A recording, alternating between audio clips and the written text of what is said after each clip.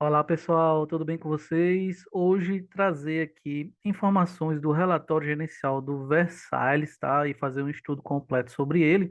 Esse vídeo vai ficar um pouco mais longo do que o normal, porque tem muita informação aqui mais detalhada, mais técnica, que eu quero passar para vocês, para quem já é cotista ou pensa em entrar no Versalhes, tá?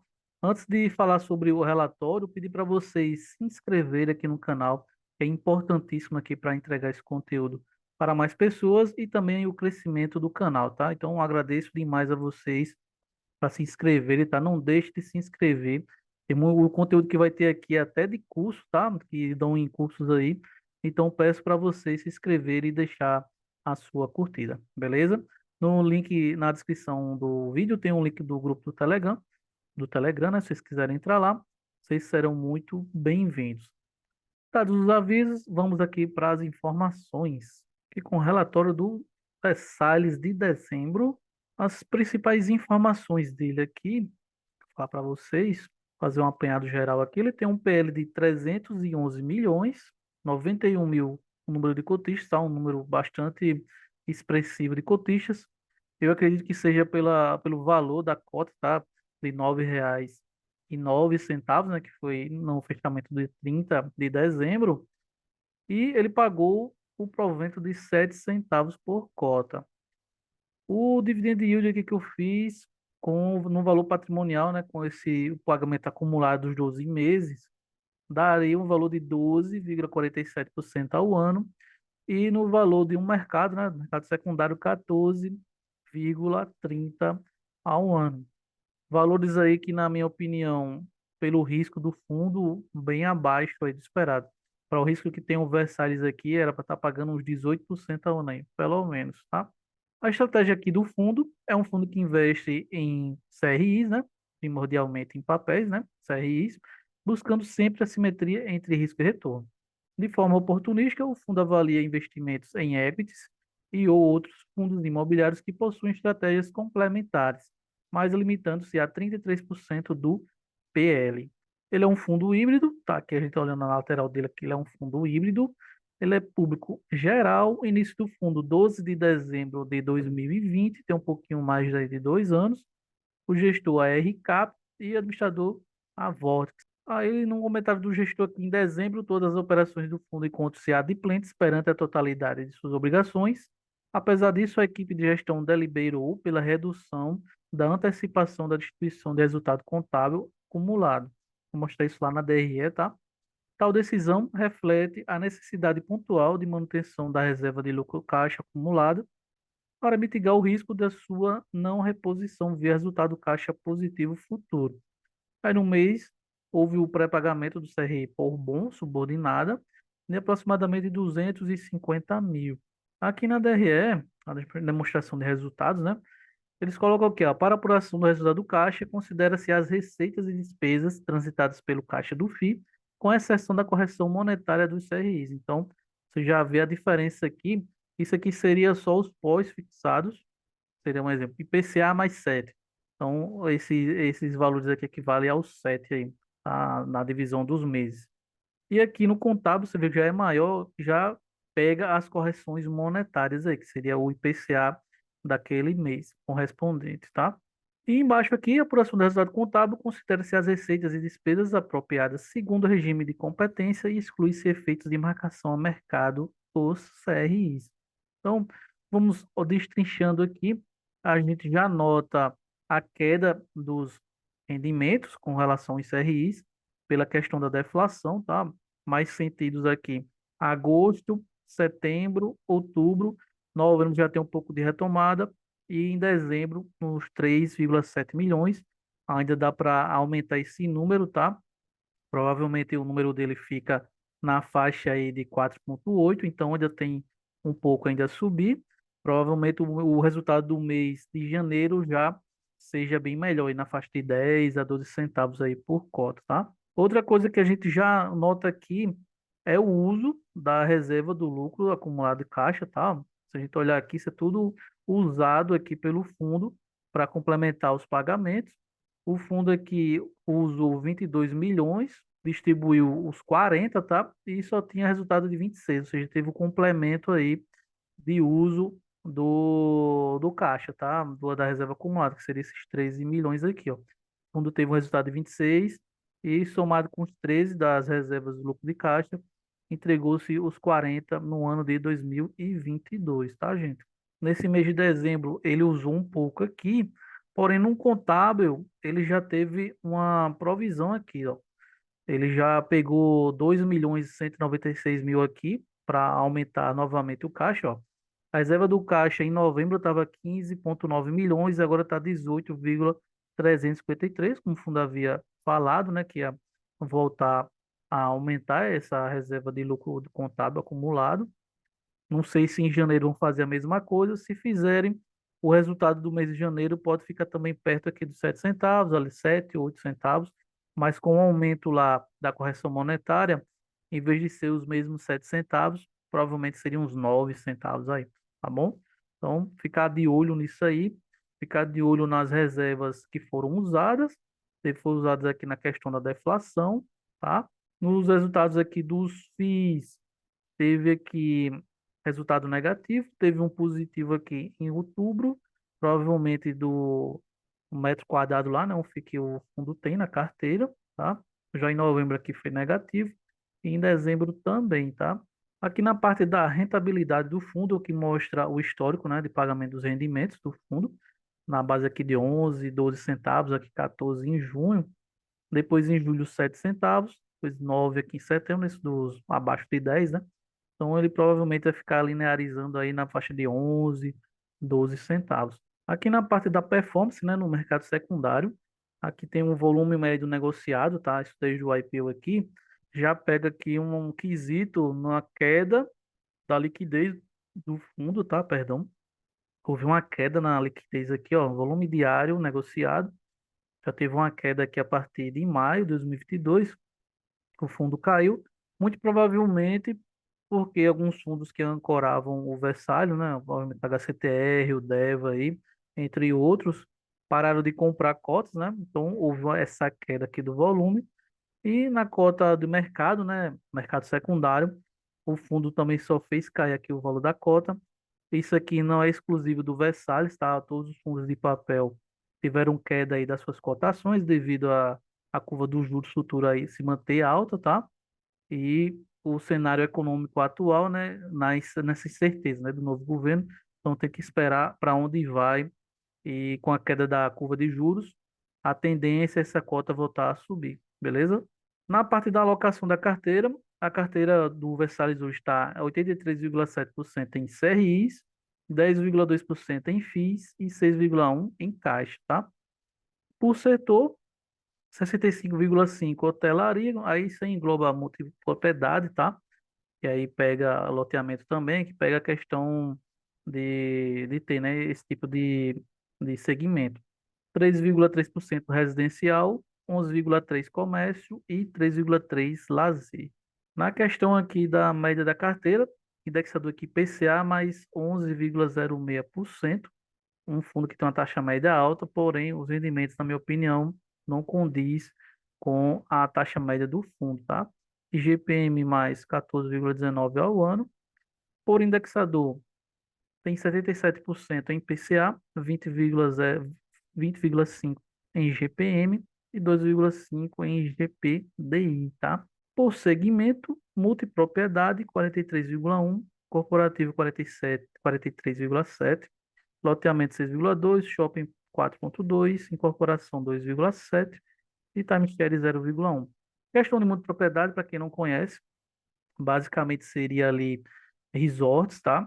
E como é que funciona esses resorts? Ele tem lá um apartamento lá, certo? Ou uma casa.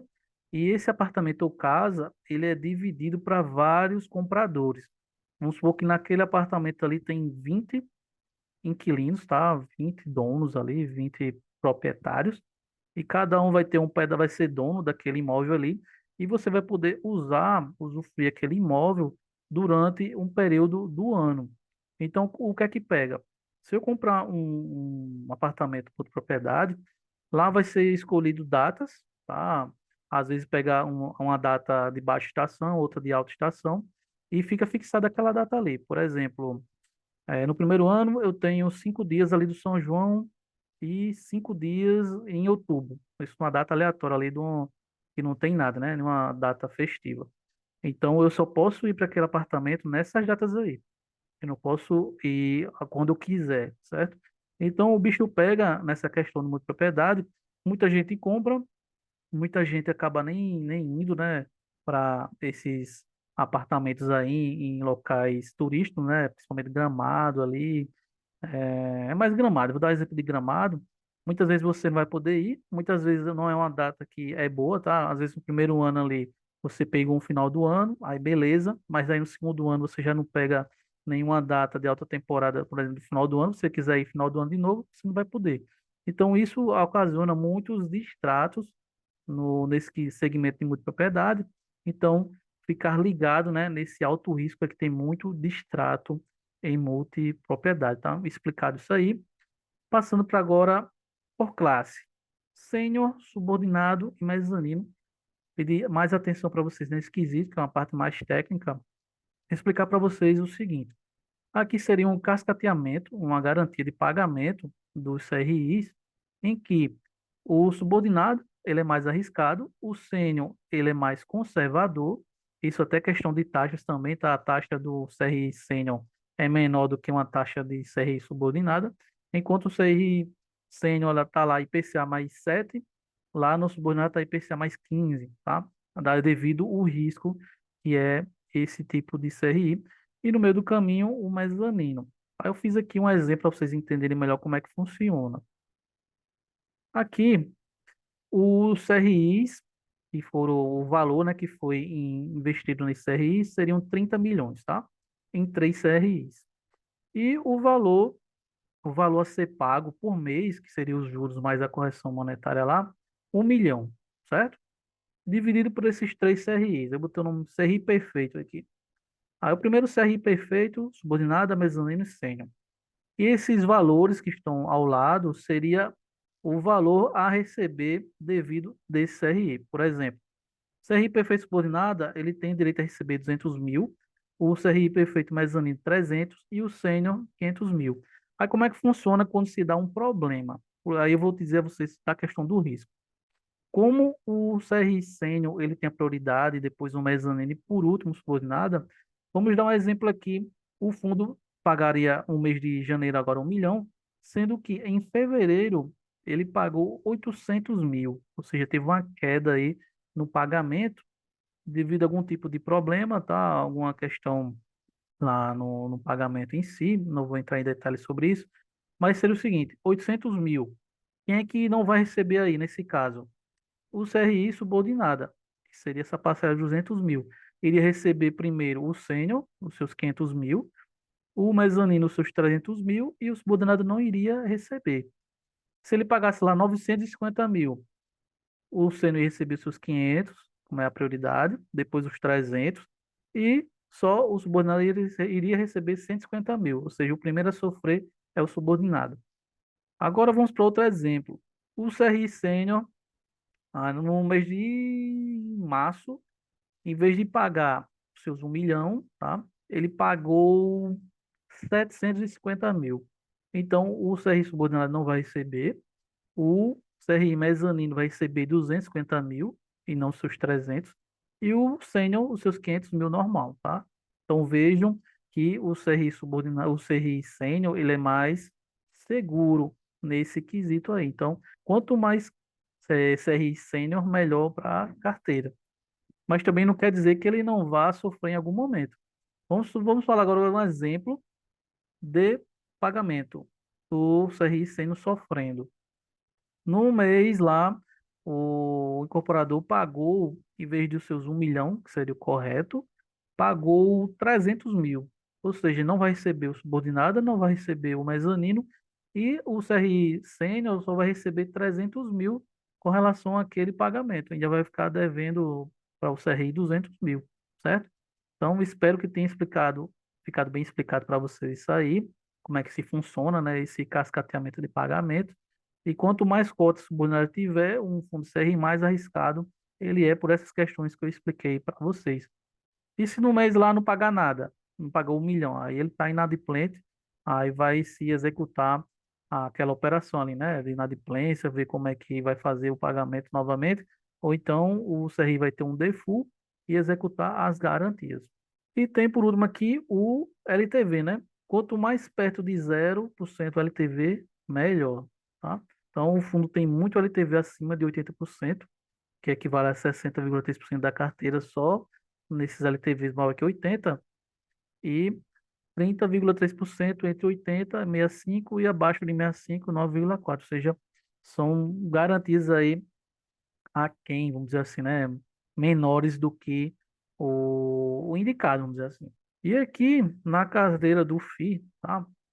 Coloquei aqui para vocês, ele tem 34 CRIs hoje e 2 FIIs e 11 CRIs no desespero, que foi o que eu coloquei aqui. A carteira do Versalhes está aparecendo aqueles boletins daqueles estudantes ali que tem um boletim todo em vermelho, né? Então, essa questão da razão PMT é justamente aquelas parcelas que eu falei ali explicando a subordinação, tá? No cascatamento de pagamento da subordinação lá, que seria subordinada, mezanino e sênior. Aqui, nesses CRIs que estão em vermelho, eles estão abaixo do 100% normal do pagamento, tanto na razão PMT como no saldo devedor. Então, esses CRIs aqui que estão em vermelho, tá? Eles carecem de atenção da gestora que já estão fazendo.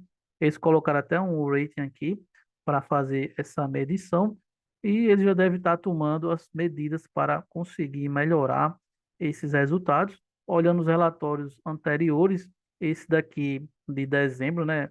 Tá piorando, né? Piorou mais a situação. Eu dei uma olhada lá nos CRIs no mês passado, aumentou aqui alguma coisa de 2, 3%, né, em cada um.